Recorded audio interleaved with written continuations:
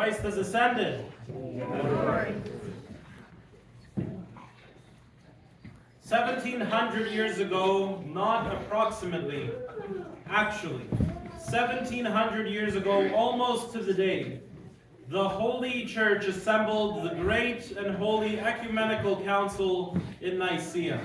The First Ecumenical Council that happened 1700 years ago, last month. It was the first time since the days of the apostles that anyone had attempted to bring the hierarchs of the church into one place and have them deliberate synodally on issues which affected the church broadly throughout the world. Gone were the days of persecution, at least for the time being. At least for the time being under the reign of Constantine the Great. And finally, some housekeeping and organization could effectively be done. Many administrative issues dealing with governance and canonical uniformity were some of the back burner issues, if one could call them such things. The meat of the council focused largely on the formation of the Nicene Creed, which included a firm theological appreciation of the divinity of Christ, thus putting to rest, or so they had hoped, the Arian heresy once and for all, that postulated that Christ was of similar substance to God, a kind of demiurge of sorts, a super creation of the Father, but not homoousios, not one in essence with God. Today's gospel is a kind of proof text of sorts, undergirding the divinity of Christ and the oneness of the Trinity. In a very real sense, in May of the year 325, the universal church, represented in the regional hierarchs, came together as one, to walk the road together, which is what synod means, and to defend the one essence and divinity shared in both Father and Son. It is no easy feat to be united as the one body of Christ. We sometimes might take for granted when we think of the fathers of Nicaea. Oh, they came together as one. How lovely. Look at how hard it is today. I believe the greatest miracle of Nicaea was the unity of the church at a time of crisis. Bravo to these worthy fathers now venerated as saints. The beauty of the church in that day was that they could have every reason to fall into dissension and politics. After all, the emperor was now Christian. How much of the temptation would it have been to jealously one-up each other, to have greater prominence with this newly found power? But that wasn't so. Or perhaps regional bishops would want to appear at the council as a tour de force, showing off their strong claims of piety during the days of persecution over the others. I am from Cappadocia. We are the best. We suffered so much. I am from Romania. I don't know if they called it at that time. We are the best. I am from, and so on and so forth. We come from the Nile. We suffered. We are the best. They could have done that. Why do we think that they couldn't? Of course they could have. But they didn't do that.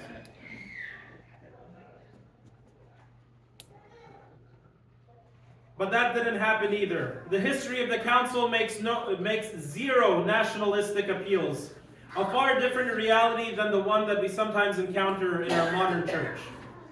Their unity remains as an inspiration for the church. It was a moment in time when all ego was suppressed, for the singular goal of allowing for the love of God to increase in this world.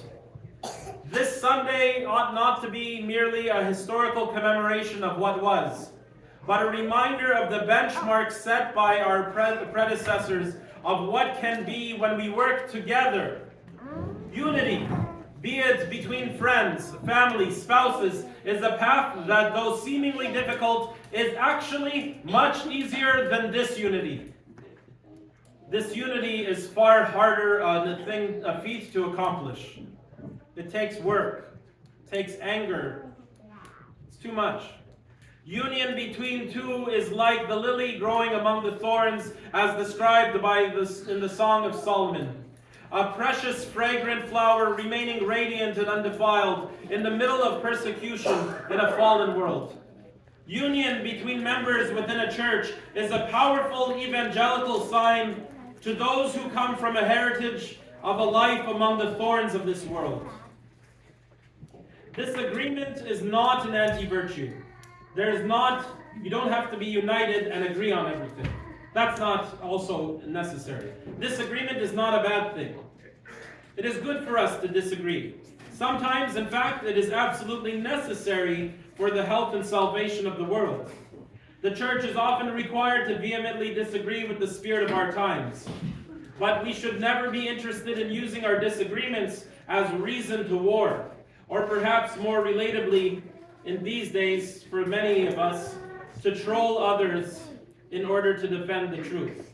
Sometimes I find that the greatest way that the Orthodox have really stuck it to everybody else is the awesome task of trolling. We've done good. But that's not good. We can disagree with people, the things that we see on the internet, but we needn't war. We needn't troll. Our words ought to be sweet. Even while we say that we can see evil in another person, we ought to unite them to us. Even while they're sinning in front of us. Though one might be right, they can become wrong because the truth can never be brought through outward displays of violence or evil. You cannot kill all those who you disagree with to have a utopia. That's what the communists of the 20th century did. And at a certain point, they no longer knew just how much dissent to their vision of perfection was acceptable. So they continued killing on. In order to have everybody agree with them, they just kept going. One more body, one more. How crazy. Christians can't do that. But it is not just the communists that took up arms for their vision of a perfect world. Right now, as we speak, Orthodox are warring against other Orthodox in Ukraine, killing each other right in front of the whole world. This is an anti-evangelical message. Those who are sponsoring and encouraging this progression of war are not friends of the Orthodox Church. Because even if their cause for war was virtuous, and I am in no way saying that it is, they ought to now be burdened and remain faithful to the truth by patiently enduring with their dissenters without grazing a single hair on their head. This is union. This is unity. As we hear in Christ's prayer in today's gospel, Holy Father, keep them in your name which you have given me, that they may be one as we even are one.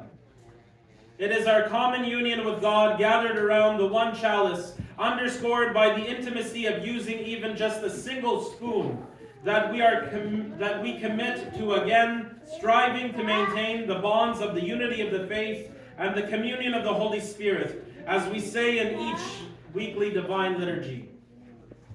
Unity is therefore the fruit of patience. It understands the need of playing the long game and does not insist so quickly on one's rights. Unity does not mean being a doormat, but it means using godly wisdom about when and what cards to use. Unity is therefore also the fruit of agapic love, because most parents love their children in such self-sacrificing ways. In moments of potential dissent, they will instinctively bite their tongues at times, choosing rather to play the long game, knowing that the bond of unity is far more valuable than fighting each and every battle. Just as the father in the parable of the prodigal son was not quick to say, "Aha," to his returning son, but rather preferred to restore the union perfectly and forgave him without nickel and diming him. There's no reason why Christ couldn't have said that the father in the parable of the prodigal son, why he couldn't have had him say, "Come on now, you're coming back to me, huh? What's going on here?" He could have had him do that. He could have made him ask for forgiveness. But he said that unity at that moment was more important. He would play the long game. Of course, the son, over the next coming weeks, one could imagine in the parable, would have intimate conversations with his father, where his father would say to him, "That hurt when you left. I missed you." And where his son would say, "Father, forgive me." And he says, "You're forgiven, you're forgiven." But he played the long game. Unity is important. It's a virtue. Unity within the church calls us to reach for nothing less than the benchmark set forward by Christ. Christ was not sneering or excluding those whom he disagreed with. In fact, because his disposition to the Sanhedrin was so reciprocally openly hostile, though he made no apology for being against their hypocrisy, he was able to catechize even one of them, Nicodemus, the famous disciple by night who helped the nobleman Joseph of Arimathea to bury the body of Jesus. Yes, while the Sanhedrin urged Pilate to kill Jesus, one of their own broke rank and even buried his body. This could have been the case with Caiaphas himself. Jesus, while defending the truth, did not himself have any enemies. While attempting to make straight the crooked paths, did not wish to see anyone be destroyed. In fact, he played the long game. Our Lord is a long game player, as it were, and endured the spitting, the scourging, the buffeting, the cross, and death for our salvation, as is said in the dismissal prayer of Great and Holy Friday Matins, and knew that in doing so, he would transcend the stony hearts of many in Israel who initially rejected him and cried out for his death. Desiring union with them, he let them go so far as to push him towards his death. The union of Nicaea must be born again in the Orthodox Church in our times, dear brothers and sisters. We need a resurgence of this Catholic, small c, universal vision of oneness and not competition. We need a church that cries with those who cry and dances with those who rejoice. We must not bicker, envy, or slander one another, no matter how necessary it feels that we must. These are the devil's ways. They are boring and unattractive stories. In many confessions, the priest hears sins of disunity. It's probably a very common sin that we all confess to a priest. Sins of gossip, sins of judgment, sins of fighting. They are so tiring. They are so boring. Once a priest approached another priest after he had heard hours of confession. The one who approached said to the confessor, "How was your day?" after doing so many confessions. The confessor said, "It was boring." The other priest said, "Boring? You were doing confessions all day." And the other, surprised by the answer, inquired, "How so?" And the confessor told him, "Nothing is so repetitive and boring as sin." "Virtue," he said. "Virtue. Now that's captivating." Let us therefore consider the shoulders of the giants that we stand on and recommit ourselves on this red letter anniversary to forge forward in unity with all mankind as best we can. Let's first begin within our families. Let us resolve to ending those pesky areas of discord. Let us come together in mutual respect and discuss ways to respect each other's needs and to protect our filial love. Then let us think about our church community, here specifically at St. Silouan, Noble Joseph, and St. Olga's, and introspectively consider, how can I strengthen the synodality of our parish life? In so doing, we become ever more a beacon to those that are shipwrecked in this world, and to help point them toward Christ. Let us also begin to create a new narrative with those outside the church, those even antagonistic to the church. Let us not indulge that fallen urge to doggedly meet them nose to nose and speak of them pejoratively. Not that I think many of us do.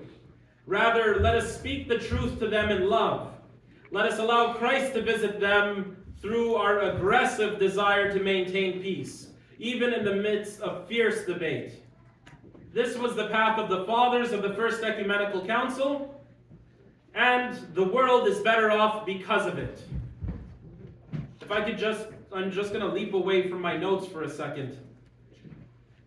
The other day, I saw on the CBC they were saying that IBM had just offloaded 8,000 jobs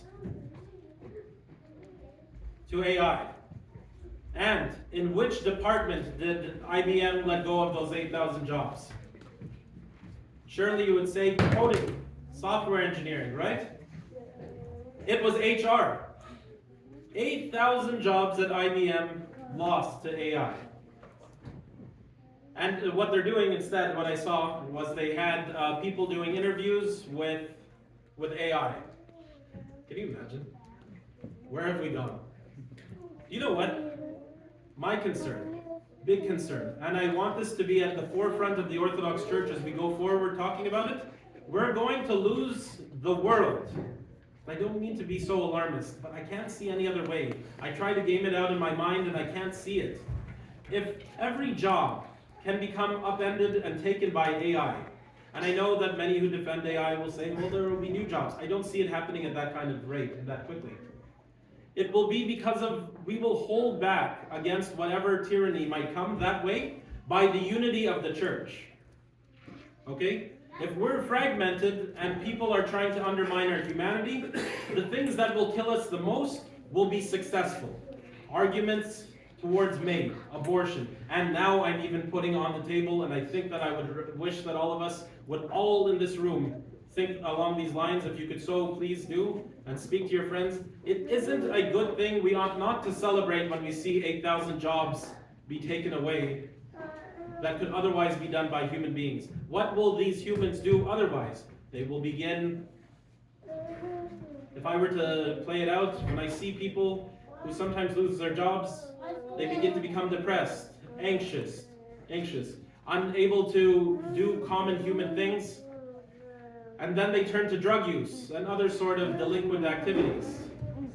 The church needs to be at this hour united to meet the challenge of the days that are not only just here but are coming.